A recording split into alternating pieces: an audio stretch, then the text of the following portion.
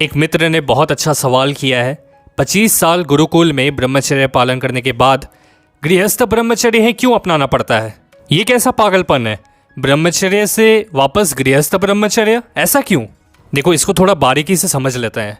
ब्रह्मचर्य इसलिए ही तो सिखाया गया है उसको, ताकि वो तोल सके, ताकि वो कंपेयर कर सके दोनों को।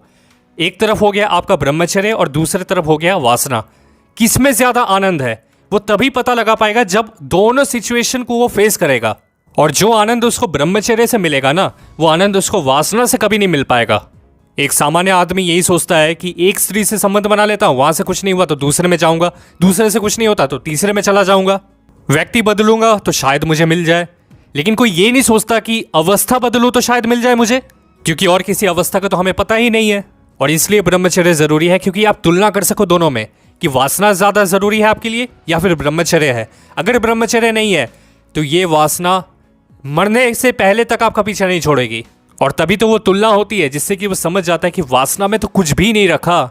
जो व्यक्ति सिर्फ और सिर्फ संतान की उत्पत्ति के लिए संभोग में उतरता है, वो अपने पुराने अर्थों में तो ब्रह्मचर्य नहीं है, लेकिन अभी भी उसका ब्रह्मचर्य गृहस्थ ब्रह्मचर्य में कायम रहेगा।